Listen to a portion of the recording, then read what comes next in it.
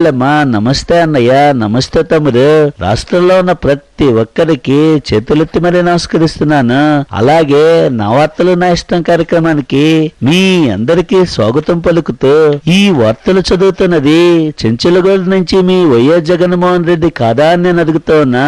తమ్ముళ్ళు, మా నాయన దివంగత మహానేత ప్రజానాయకుడు డాక్టర్ వైఎస్ రాజశేఖర రెడ్డి గారు నాకు ఈ రాష్ట్రమంతా పెద్ద కుటుంబాన్ని ఇచ్చి వెళ్ళలేదా అని అడుగుతూ ఉన్నా.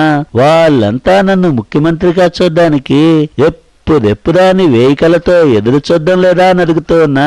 దీనికి సంబంధించిన మరిన్ని వివరాల్లోకి వెళ్ళడానికంటే ముందు ఒక్కసారి వాళ్ళ హెడ్లైన్ చదువుతానని నా తమ్ముళ్లకు, అక్కయ్యలకు, చెల్లెమ్మలకు, అన్నయ్యలకు ప్రతి ఒక్కరికి చేతులెత్తి మరీ తెలియచేస్తున్నాను.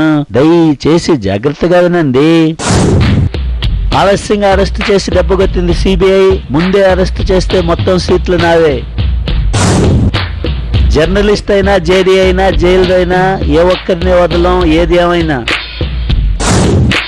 జైల్లో ఉన్నా, జనంలో ఉన్నా నేనే సీఎం. ఎన్నికలు ఎప్పుడొచ్చినా ఇది జరిగేది ఖాయం. Now news in details. నా తమ్ముళ్ళు, అక్కయ్యలు, చెల్లెమ్మలు, అన్నయ్యలు ప్రతి ఒక్కళ్ళు జాగ్రత్తగా వినండి. పోలింగ్ జరగడానికంటే ముందు నన్ను 4 రోజులు జైల్లో పెడితే 16 సీట్లు రాలేదా అని నేను అడుగుతున్నా.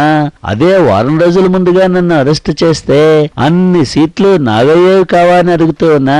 ఆలస్యంగా అరెస్ట్ చేసి సిబిఐ నన్ను మోసం చేయడం న్యాయమా, ధర్మమా అని నేను అడుగుతున్నా. దయచేసి సమాధానం చెప్పండి. తమ్ముళ్ళు, నేను 2 ఏళ్లు ఈ రాష్ట్ర ప్రజలను ఓదార్చలేదా అని అడుగుతున్నా.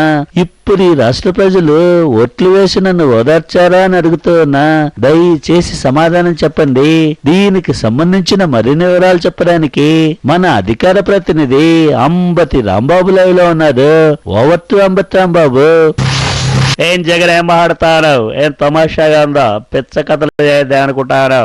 మీరు గనక ఒక్కసారి చూస్తే నేను 2 సార్లు వరుసగా ఓడిపోయానని చెప్పి చాలా క్లియర్ గా మనకి తెలుస్తా ఉంది. అదే మాదిరి ఇంకో పక్క మనం చూసుకున్నట్లయితే ఈసారి సానుభూతి పవనాలు నాకు వీచాయని చెప్పి కూడా మనకి చాలా క్లియర్ గా తెలుస్తా ఉంది. నాకు కాంగ్రెస్ కన్నా ఓట్లు పెరిగాయని చెప్పి కూడా ఈ సందర్భంగా నేను మీకు తెలియజేస్తా ఉన్నా. నాకు పడాల్సిన ఓట్లని ప్రజలు చివరి క్షణంలో నీకు వేశారని చెప్పి కూడా నా కంప్యూటర్ లో చాలా క్లియర్ గా తెలుస్తుంది.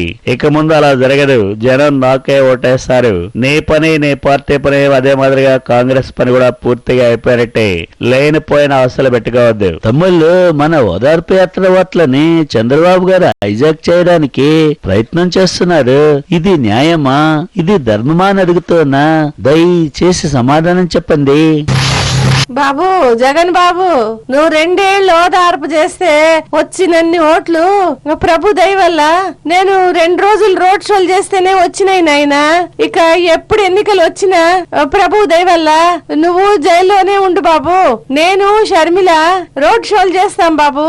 అప్పుడు ప్రభు దయ వల్ల సీట్లన్నీ మనకే వస్తాయి. చూసారా తమ్ముళ్ళు, నన్ను సీఎం చేయాలని మా అమ్మ ఎంత ఆతృతగా ఉందో. ఆమె ఆపదం న్యాయమా, ధర్మమా అని అడుగుతున్నా. నమస్కారం జగన్మోహన్ రెడ్డి గారు. కెమెరామెన్ జూపుడి ప్రభాకర్ రావుతో మీ రిపోర్టర్ అంబటి రాంబాబు, శ్రీనగర్ కాలనీ నుంచి, మన స్పెషల్ గెస్ట్ హౌస్ నుంచి. ఎన్నికల్లో గెలిచే ఫార్ములా మన పార్టీకి అర్థమైపోయింది. మీరు జైల్లో ఉండాలి. విజయమ్మ గారు, షర్మిల గారు ఇద్దరు కూడా రోడ్ షోలు చేయాలి. అప్పుడు మన రాష్ట్రంలో నైరుతి ఋతుపవనాలు బలహీన పడిపోయాయి గాని సానుభూతి పవనాలు మాత్రం దట్టంగా ఉన్నాయి. ఇది సత్యం. దీన్ని కాదని చెప్పి ఒక్కరైనా అనగలరా? అందుకే నేను చెప్తా ఉన్నా, జగన్ గారు మీరు జైల్లో మాత్రమే ఉండండి. మేము రాష్ట్రంలో సీట్లన్నీ గెలిచి చూపిస్తాం. ఇది మీకు ఈ రాంబాబు వాగ్దానం. ఇది వాస్తవం. విన్నారా తమ్ముళ్ళు?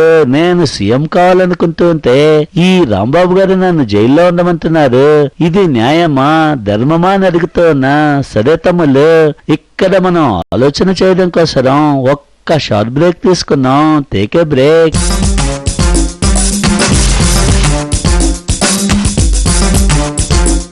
Welcome back. నా వార్తలు నా ఇష్టం కార్యక్రమానికి విరామం తర్వాత మళ్ళీ తిరిగి స్వాగతం.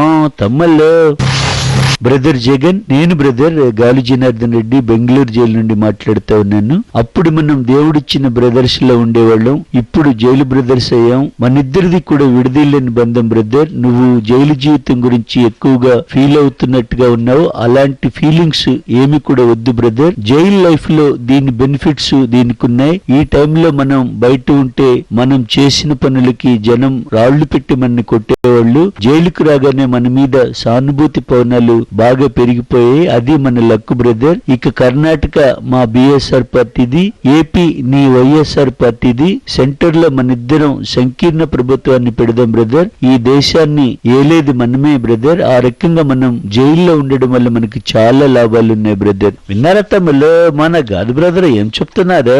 దేశాన్నే లేదే మేమే అంటున్నారు. ఇది నిజం కాదా అని అడుగుతున్నా. బాబు జగన్ బాబు, నేను కొండ సురేఖను.